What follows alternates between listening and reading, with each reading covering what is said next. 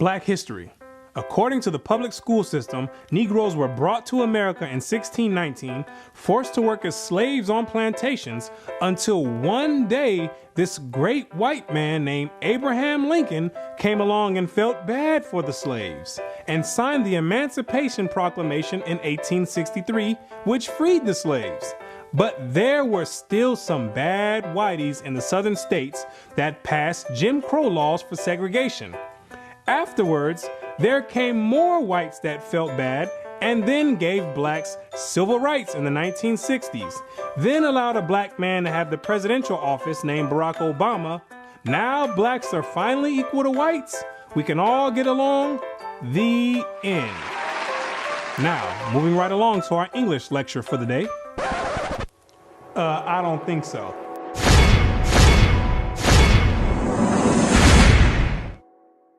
Black history. What do you know about Black history?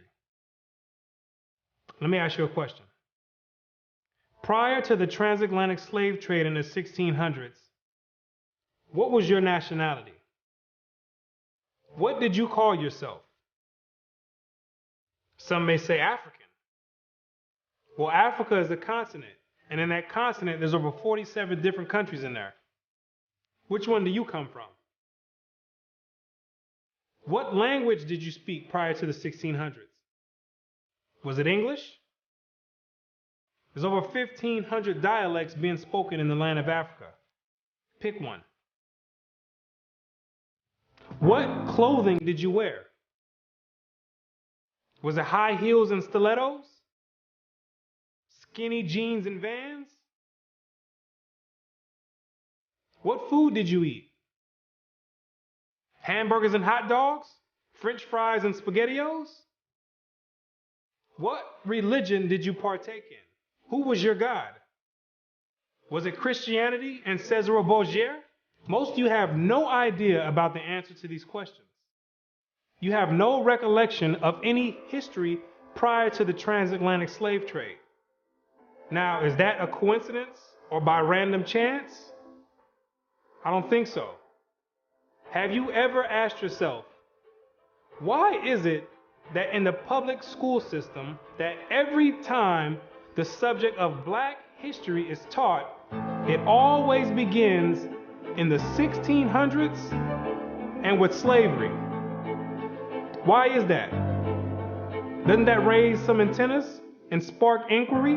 Why is it that the public school system is so committed to revolving Black history solely on the past 400 years?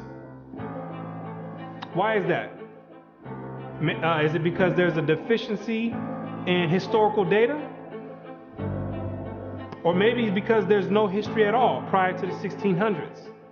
Maybe Black people just poofed out of thin air, sporadically, landed on slave ships, and they said, hey, we got a new species here, and start importing and exporting them all over the world. Maybe that's what happened. The question arises, what is the drawback on this history? Why does it keep being withheld? What's the big idea about it? Why is it being held hostage? That's the question. Why can't it be expounded on? 100 years prior to the 1600s? 300 years, 500 years, 1,000 years? Why is that information not being revealed? What's the big secret? What's the mysticism about it? What you're going to come to realize is that your identity is the biggest kept secret on the planet Earth. Oh, you thought that NASA and the space station and the secret missions being conducted by them, oh, you thought that was the biggest kept secret on Earth.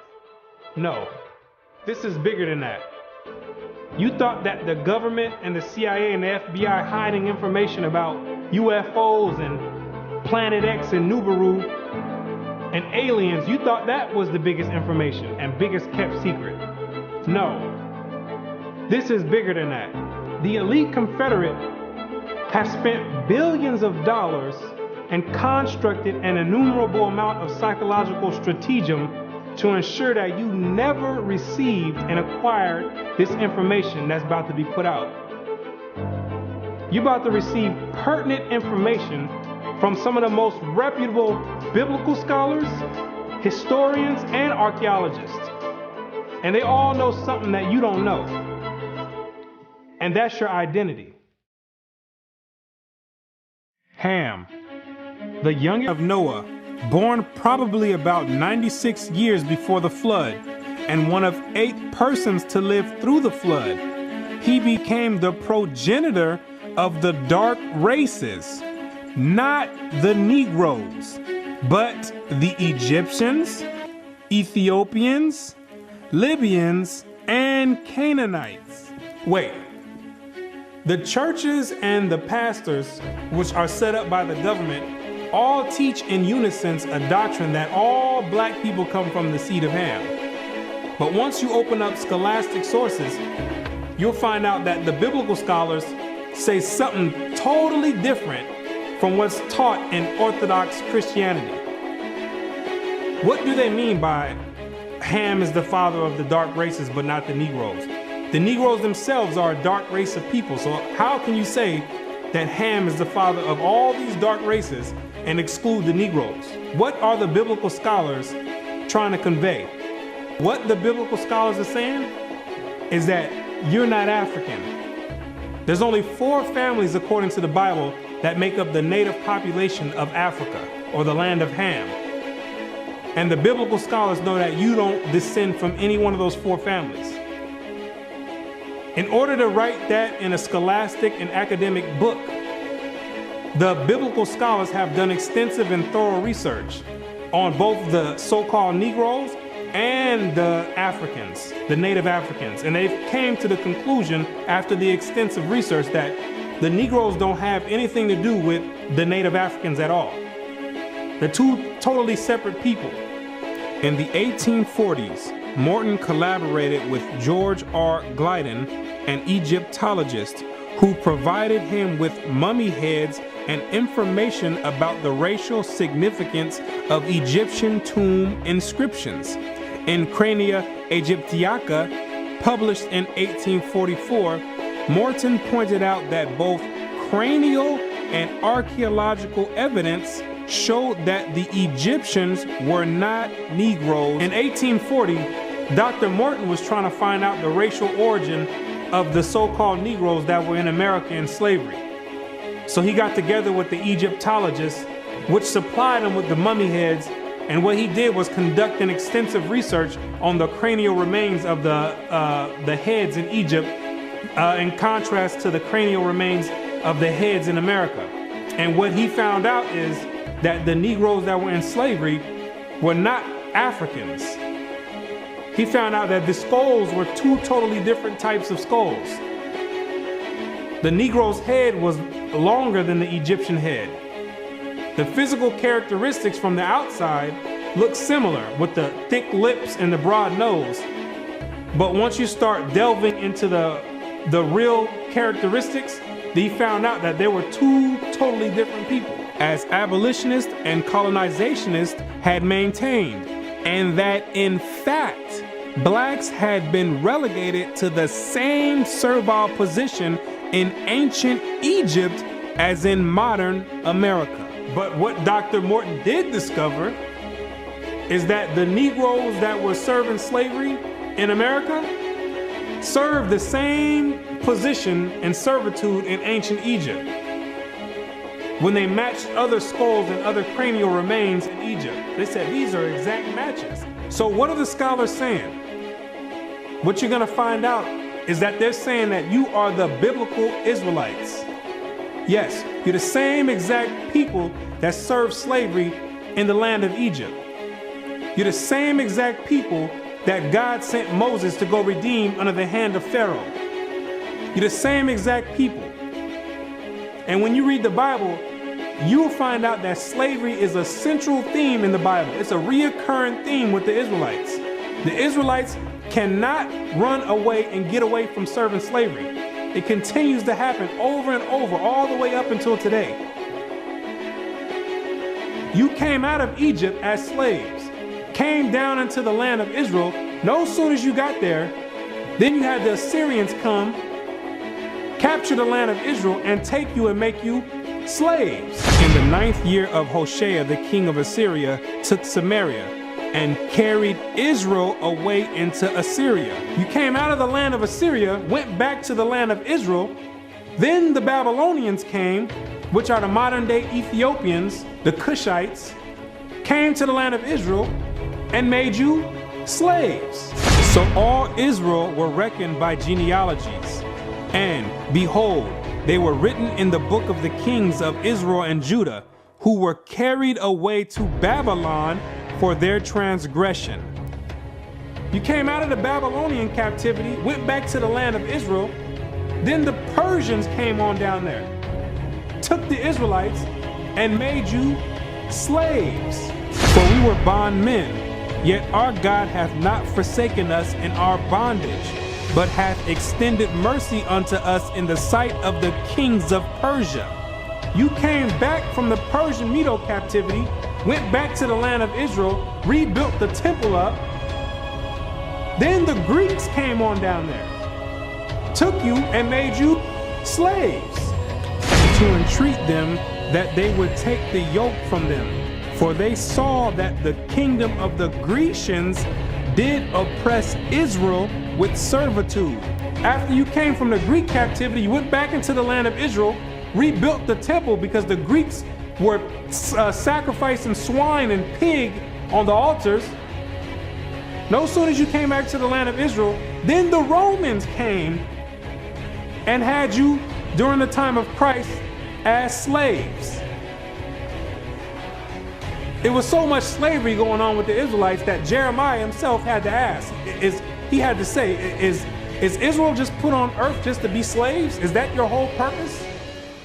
Just to be servitude to other nations? Is Israel a servant? Is he a homeborn slave? Why is he spoiled? So you might be asking yourself, if the so-called Negro is part of the 12 tribes of Israel, how in the world did you get to the west coast of Africa? And when ye shall see Jerusalem compassed with armies, then know that the desolation thereof is nigh. This is Christ right here speaking to the Israelites. He says, when you see Jerusalem compassed or surrounded by the Roman armies, then know that the desolation or the destruction of the land of Israel is getting ready to happen. The Romans getting ready to come in here and tear some stuff up. Then let them which are in Judea flee to the mountains, and let them which are in the midst of it depart out. And Christ says, when you see the Romans coming in, you better get ready to flee into the mountains. And what you're gonna realize is that the mountains that he was talking about was the land of Africa. It was the same exact place that Mary and Joseph took Jesus when they were fleeing from Herod when he was trying to come find Jesus to kill him. They went right into Africa. And the Israelites went into Africa as well, fleeing from the Romans. In the year 65 BC, the Roman armies under General Pompey captured Jerusalem. In 70 AD, General Vespasian and his son Titus put an end to the Jewish state with great slaughter. During the period from Pompey to Julius, it has been estimated that over 1 million Jews fled into Africa, fleeing from Roman persecution and slavery. The slave markets were full of black Jewish slaves. Over 1 million of you Israelites fled from the land of Israel into the land of Africa, running away from the Romans because the Romans was coming to put slaughter to the Israelites. The ones that didn't take heed to the prophecy of Christ when he said you better leave and go to the mountains, go to Africa, when they got caught by the Romans, they were taken back to Europe and sold in slavery and put in servitude and became gladiators, put in the lions' dens. The pagans and the Romans attacked the Jews indiscriminately. Both the Jewish soldiers and the uninvolved peaceful population without mercy. As a result of this merciless attack, Many Jews fled to those parts of northwest Africa known as Tunisia, Algeria, Morocco, and Mauritania. Many other Jews fled to other areas where Rome did not have any jurisdiction.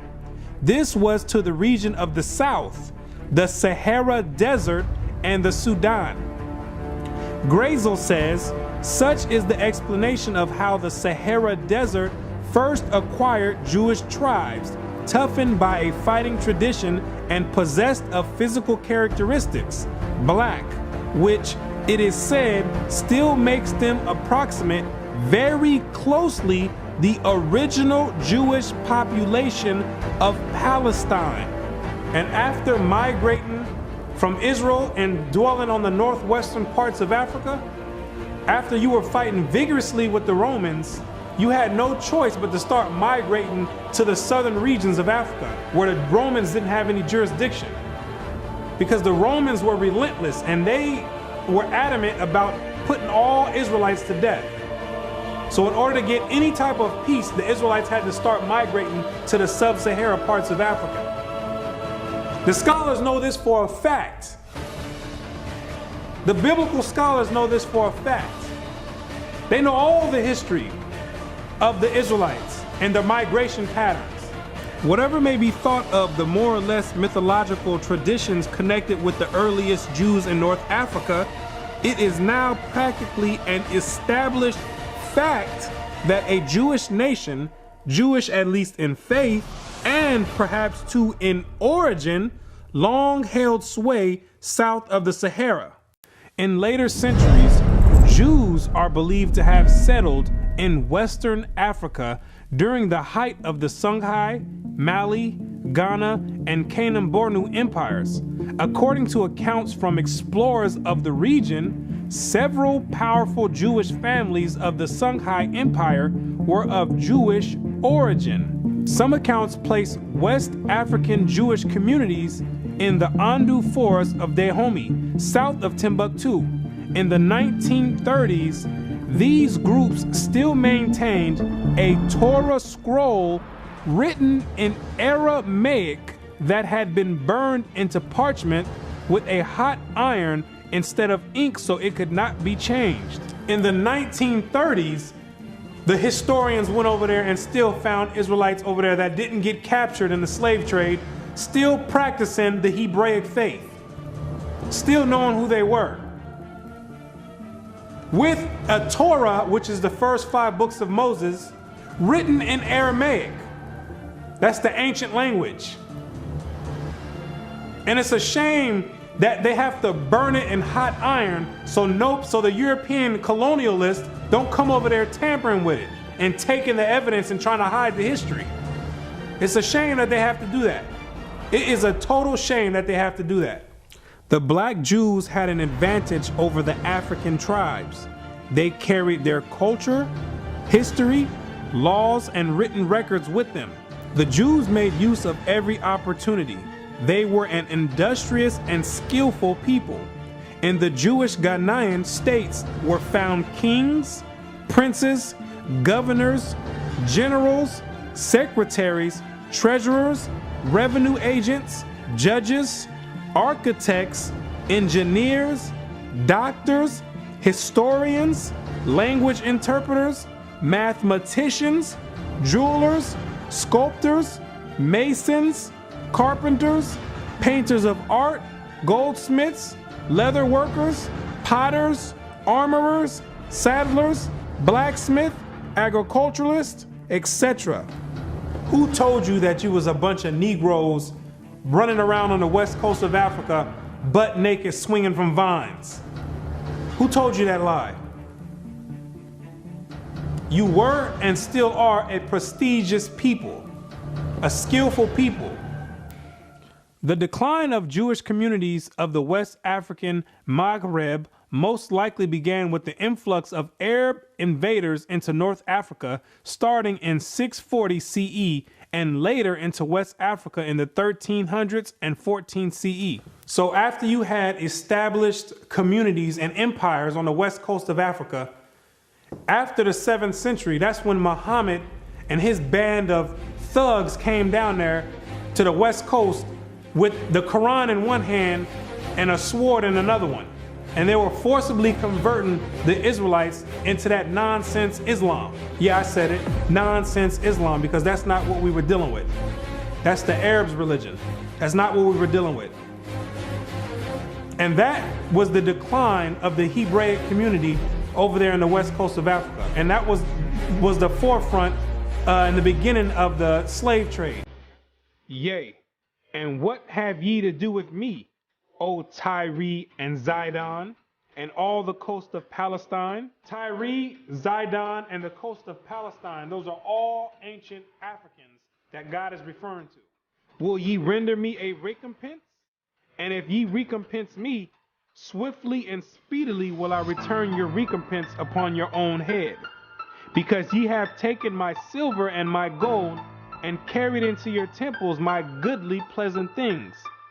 The children also of Judah and the children of Jerusalem have ye sold unto the Grecians. The Africans got together with the so-called Grecians or the Europeans, and they commenced in selling the Israelites that were dwelling on the west coast of Africa in slavery.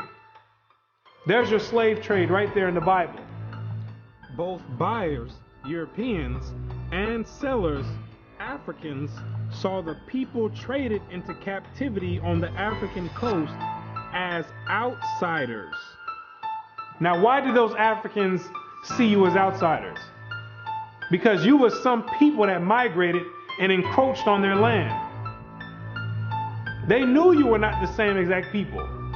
The customs that you had, the way you moved, they knew you were not the same people, so they had no problem commencing in a slave trade with the Europeans. Do you be crazy to believe that Africans were selling their own people? That makes no sense at all.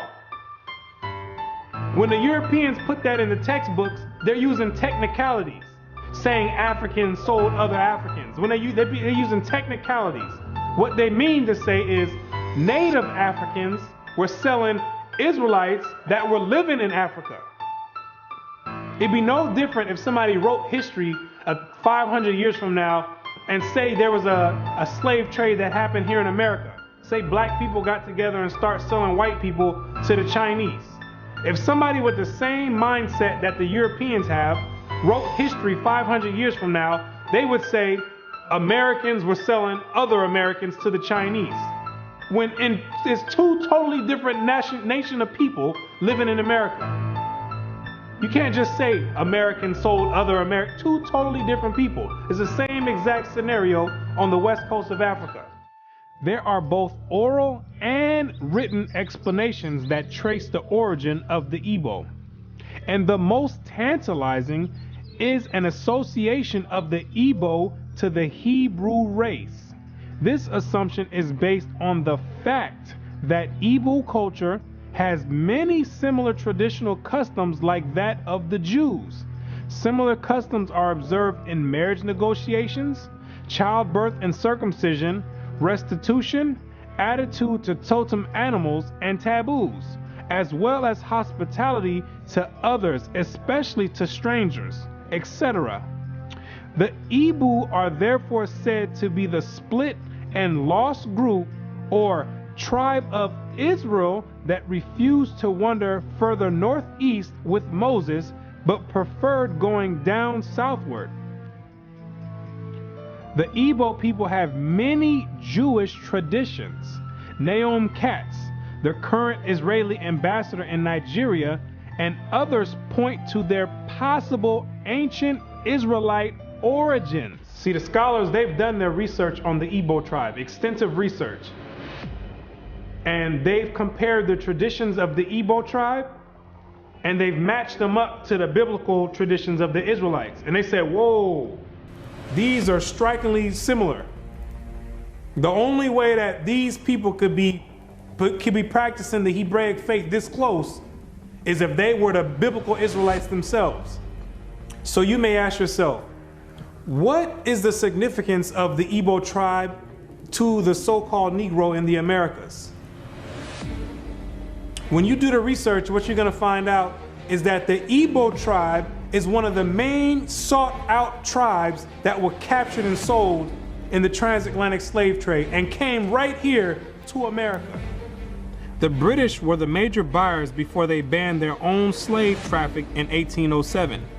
They were replaced by the Portuguese and the Spanish for as long as the traffic continued here.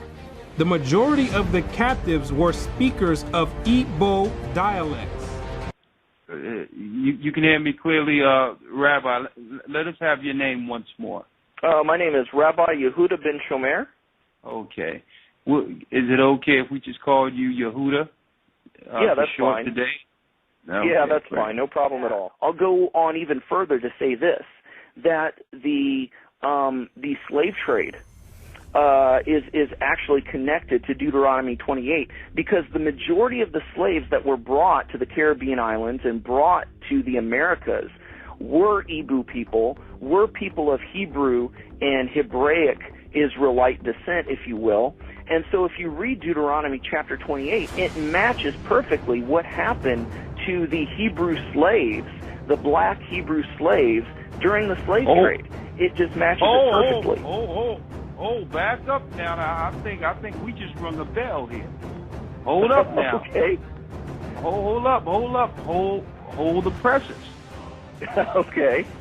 Hold up. I hope everyone is listening to this. This is you about to rock some boats now, Ben Yehuda there. Hold up now. Listen to what he's saying here.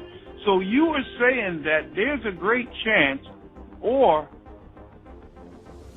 more so, that the black people that links directly to the slave trade are from the lost tribes of Israel. Is that what you're saying here, sir?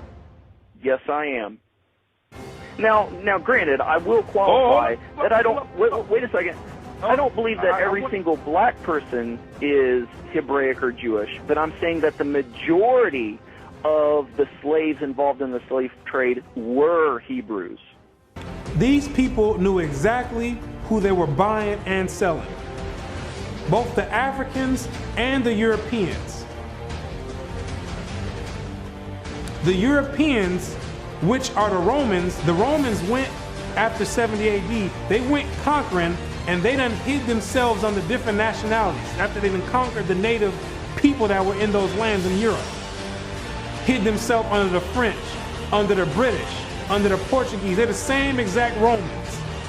And all they're doing is continuing the agenda that was put in place in 70 AD. When they came down there looking for the Israelites. It's the same exact agenda. And carrying it forward to today. It's the same exact agenda. They knew exactly who they were aiming for. It's not by coincidence that all the history matches up perfectly with the Bible prophecies.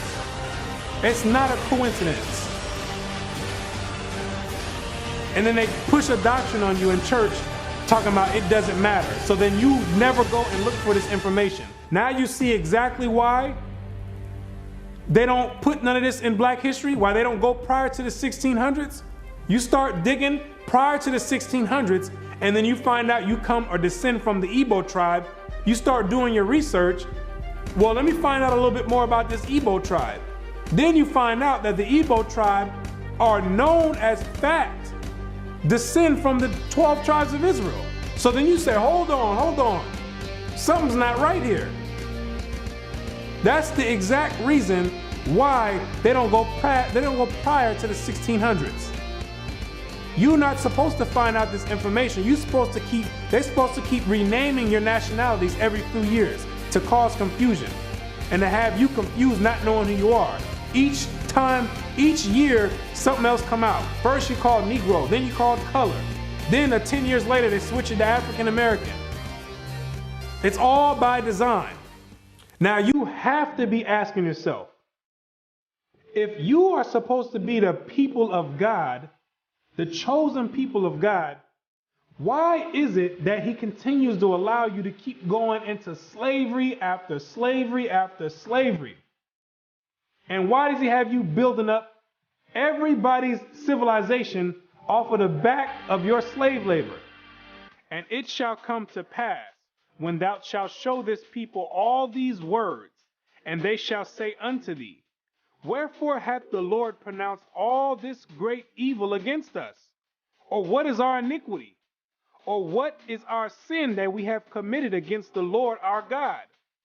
Then thou shalt say unto them, because your fathers have forsaken me, saith the Lord, and have walked after other gods, and have served them, and have worshipped them, and have forsaken me, and have not kept my law.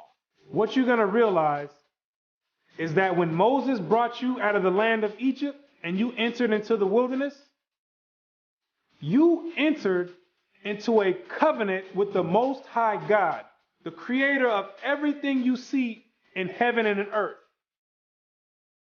You entered in a blood in and blood out agreement with the creator. And he kept his end of the bargain, but you never kept yours. And he took the book of the covenant and read in the audience of the people. And they said, all that the Lord hath said, we will do, and be obedient. And Moses took the blood and sprinkled it on the people and said, behold, the blood of the covenant which the Lord hath made with you concerning all these words. Once Moses sprinkled the blood on you, there was no way out of it. You entered into the covenant. And it shall come to pass, if thou shalt hearken diligently unto the voice of the Lord thy God, to observe and to do all his commandments, which I command thee this day, that the Lord thy God will set thee on high above all nations on the earth. And all these blessings shall come on thee and overtake thee, if thou shalt hearken unto the voice of the Lord thy God. You see, if you kept your end of the bargain, the deal was the Most High was going to set you above all nations on the planet Earth. You know, the same spot that the Europeans have today, that was supposed to be your spot if you kept his laws, statutes, and commandments. But, that means there's a stipulation. There's two sides of the bargain. It shall come to pass, if thou wilt not hearken unto the voice of the Lord thy God, to observe to do all his commandments and his statutes which I command thee this day, that all these curses shall come upon thee and overtake thee. Thy sons and thy daughters shall be given unto another people, and thine eyes shall look and fail with longing for them all the day long, and there shall be no might in thine hand. Thou shalt beget sons and daughters, but thou shalt not enjoy them, for they shall go into captivity. The stranger that is within thee shall get up above thee very high, and thou shalt come down very low. Moreover, all these curses shall come upon thee, and shall pursue thee, and overtake thee, till thou be destroyed, because thou hearkenest not unto the voice of the Lord thy God, to keep his commandments and his statutes which he commanded thee. And they shall be upon thee for a sign and for a wonder, and upon thy seed forever, because thou servest not the Lord thy God with joyfulness and with gladness of heart for the abundance of all things.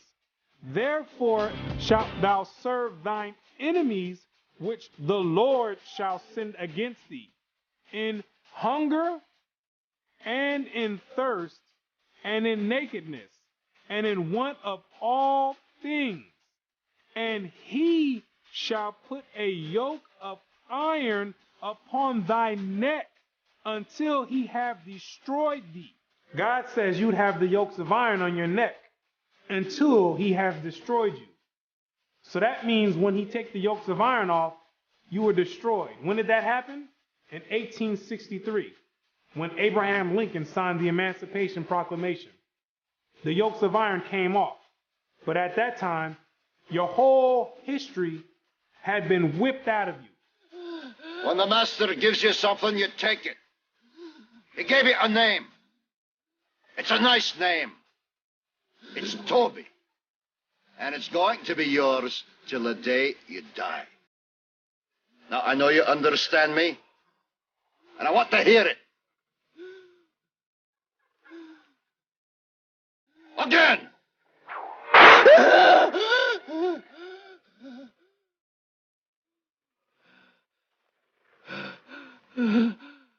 I want to hear you say your name. Your name is Toby. What's your name? Kunta.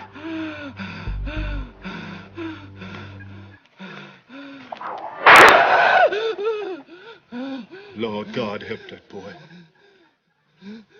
They're gonna whip him dead. What's your name? Say it. Toby. Who are you? Say your name.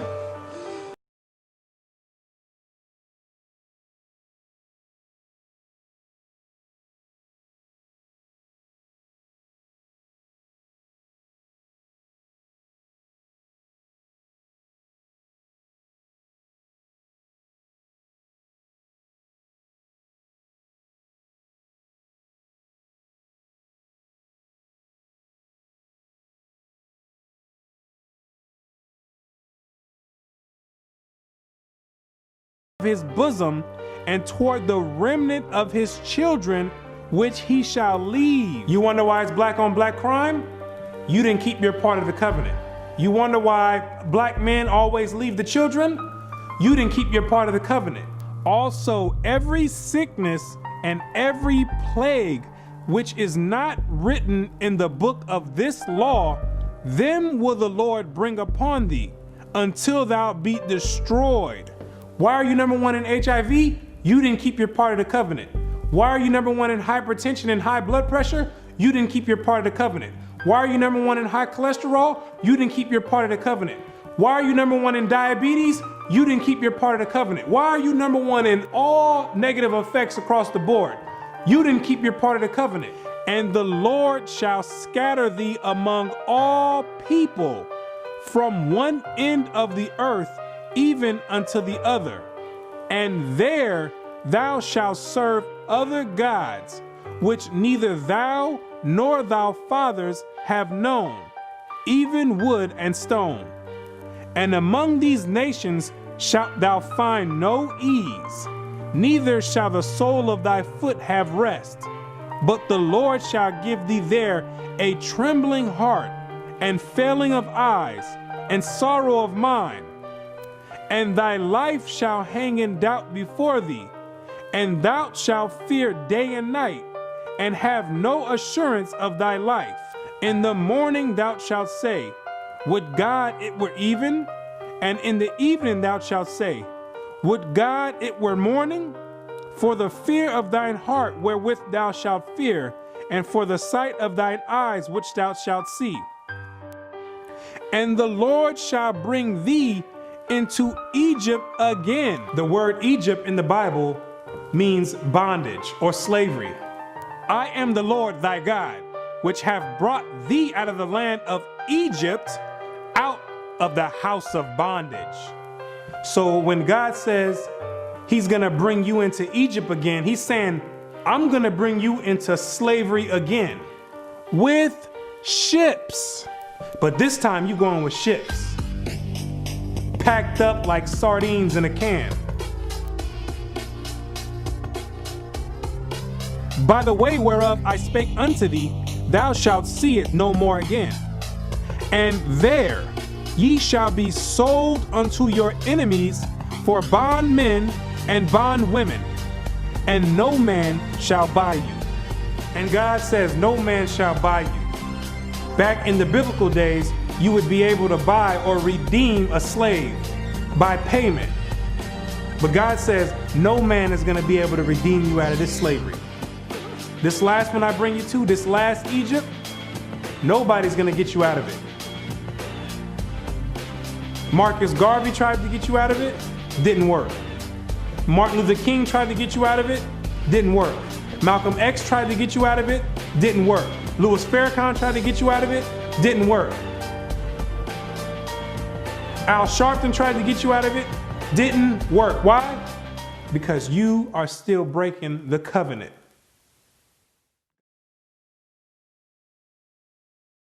If you're the real Israelites, who are these people over there in the land of Israel claiming to be you? Those are Romans, Europeans. They got pushed up in the South Georgia, Russia, in the Caucasus Mountains, and hid themselves under the name of Khazars.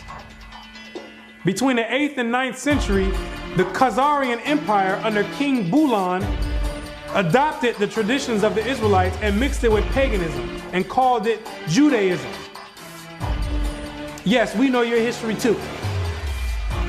Then after the Holocaust, which was politically motivated, the elite used that as a pretext to invade the land of Israel and took those Khazarian converts and placed them in that land in 1948. In May of 1948, a new Jewish state, Israel, was born in a bath of blood. Jewish troops routed Arab forces from the city of Haifa in the first of a series of battles that were to reverberate through the years.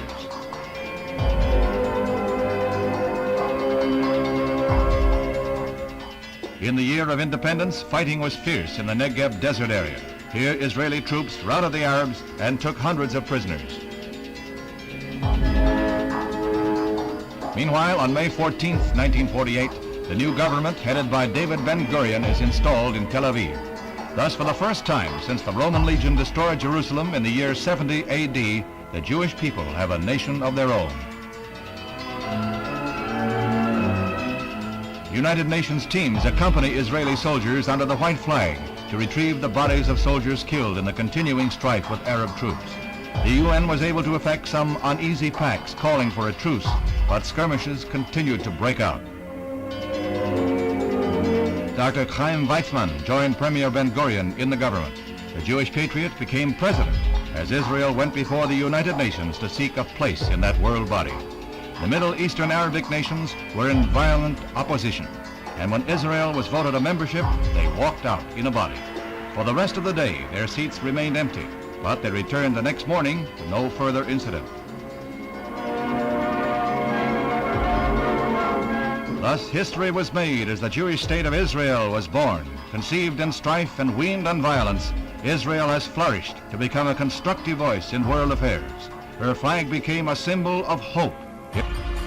To destabilize the Middle East. Prior to that, those people never lived in the land of Israel. Prior to 1948, those people never stepped foot in the land of Israel. Those are Europeans hiding themselves, European Romans hiding themselves under Jewish. That's what they keep doing each time. They keep going different places and taking on different nationalities. They're the same exact people.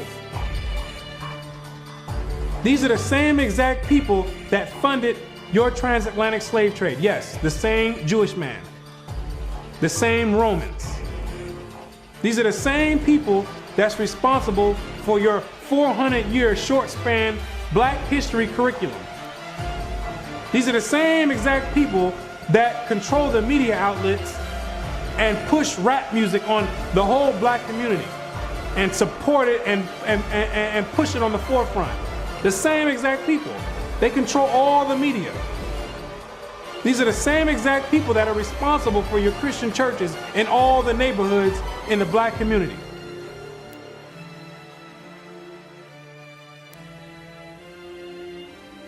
The Bible says when the real Jews get in the land of Israel, there will be no more war. Since those converts, Khazarian converts, went into the land, it's only been war. They don't fit the prophecies. They over there dealing with Satan. I know thy works and tribulation and poverty, but thou art rich. And I know the blasphemy of them which say they are Jews and are not, but are the synagogue of Satan, using the Babylonian Talmud as their authoritative source. These people are not the real Jews, and they have nothing to do with the Most High God and the biblical Israelites. They're not the real Jews, and they're dealing with Satan at the highest level. What are these nations trying to accomplish by suppressing all this information? What you're going to realize is that there's a group of nations that are confederate together that have been trying to get rid of the Israelites from way back when so they can offset the Bible prophecies. Keep not thou silence, O God, hold not thy peace, and be not still, O God, for lo, thine enemies make a tumult, and they that hate thee have lifted up the head. They have taken crafty counsel against thy people, and consulted against thy hidden ones. They have said, come, and let us cut them off from being a nation, that the name of Israel may be no more in remembrance. The elite know that America, according to the Bible, is the last kingdom before the return of the Messiah. It's the last reigning kingdom, called Babylon the Great, or the Little Horn. And they're trying to offset prophecy and prolong their rulership, because they know that when Christ returns, he and the 144,000 are going to be the next ruling government on the planet Earth. And he that overcometh and keepeth my works unto the end, to him will I give power over the nations, and he shall rule them with a rod of iron. As the vessels of a potter shall they be broken to shivers, even as I received of my Father. And I heard the number of them which were sealed, and there were sealed 144,000 of all the tribes of the children of Israel. The elite don't want this prophecy to go forth. They're going to do anything in their power to offset the prophecies and prolong their rulership, because they know that once the Israelites are in rulership or in authority, that all these nations that had a hand in enslaving the Israelites, they're all going in captivity. It's going to be their turn for servitude. For the Lord will have mercy on Jacob, and will yet choose Israel, and set them in their own land. And the stranger shall be joined with them, and they shall cleave to the house of Jacob. And the people shall take them and bring them to their place. And the house of Israel shall possess them in the land of the Lord for servants and handmaids. And they shall take them captives, whose captives they were, and they shall rule over their oppressors.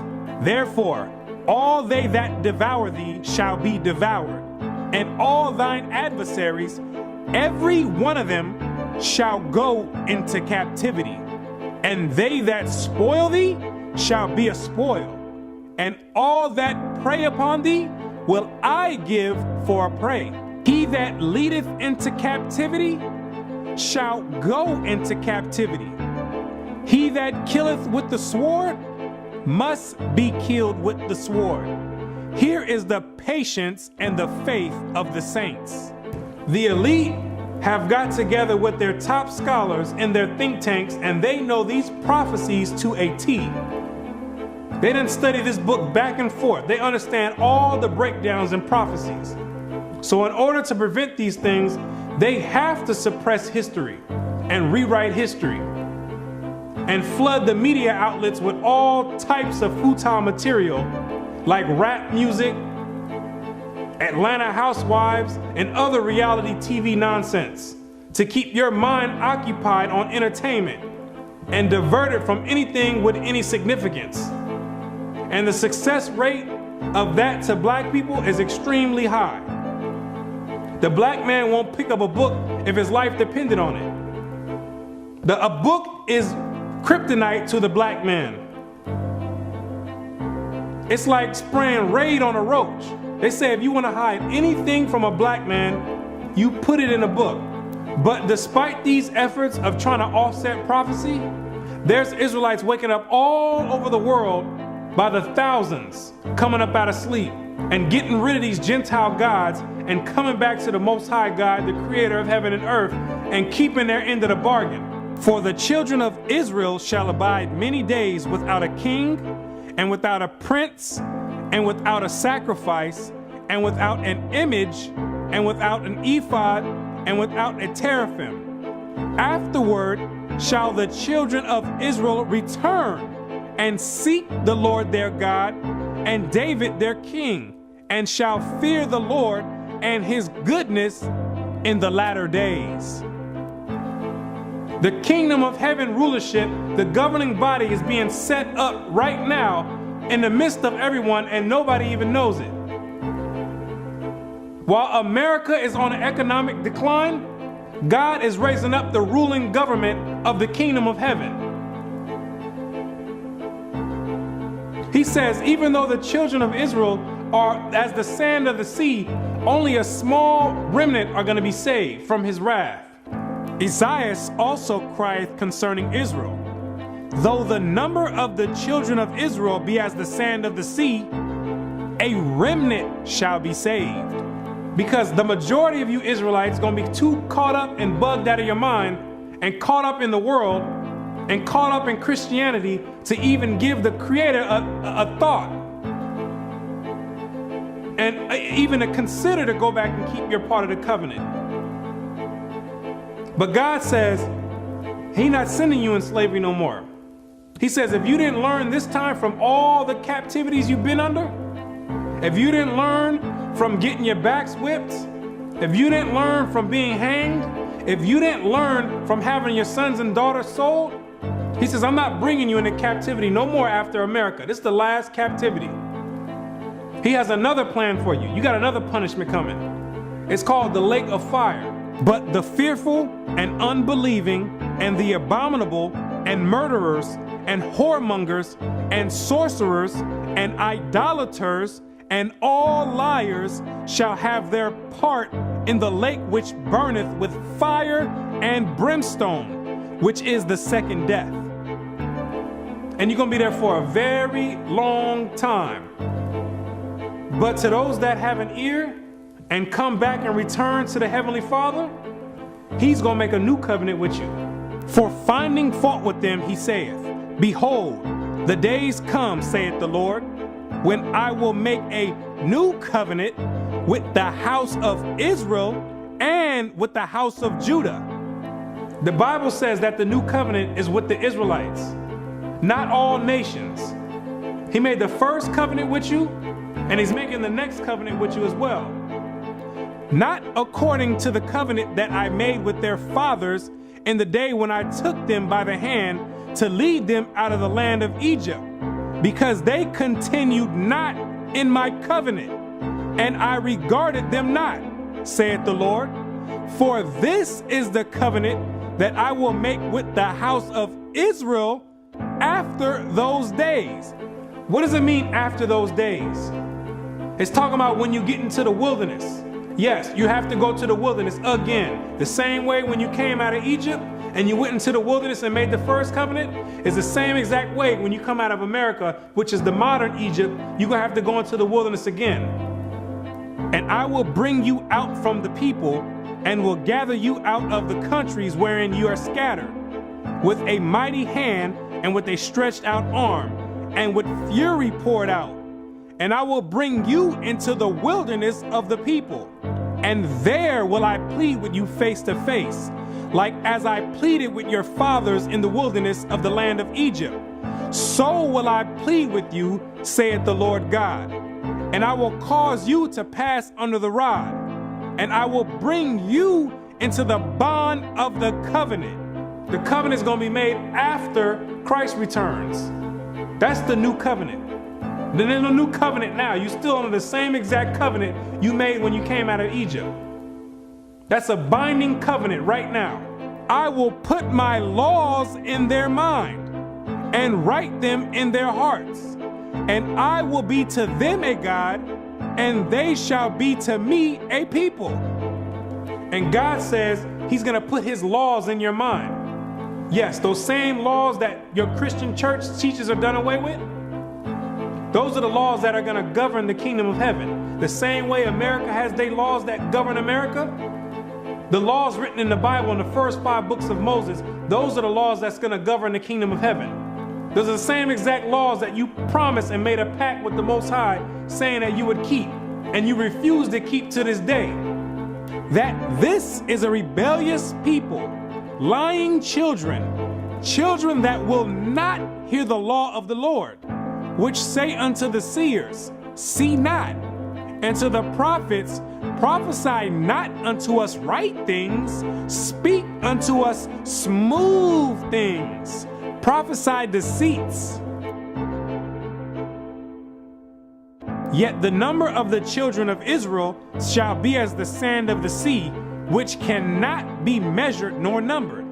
And it shall come to pass that in the place where it was said unto them, ye are not my people, there it shall be said unto them, ye are the sons of the living God. In these same exact places where you were scattered for a reproach and called by different names like African American, Negro, and colored people, and where you were told in church that you were a Gentile, in these same exact places, it's now being told to you that you're actually the children of Israel. Prophecy is being fulfilled right now. It's up to you now to make a choice. Either you're going to come back and keep your end of the bargain, or you're going to still stay out in the world. And if you stay out in the world, the only thing you can look forward to is weeping and gnashing of teeth. The Most High is extending out his hand one last time. It's either you're going to repent and come back, or you're going to die in your sins. You can hang on to whatever you want. You still want to worship the Gentiles' gods? You go for it. The Gentiles can teach that the law's done away with. They wasn't back there in the wilderness, and they wasn't back there with the blood sprinkled on them. They wasn't under a covenant. They weren't back there saying, we will obey. You did. The Most High never gave them no laws to keep, but he gave it to you. He showeth his word unto Jacob, his statutes and his judgments unto Israel. He hath not dealt so with any nation. And as for his judgments, they have not known them. Praise ye the Lord. So there's no punishment for them not keeping the laws. But there's a great punishment for you not keeping it. So it's time to decide. Either you're going to be in or you're out. But now you know who you are.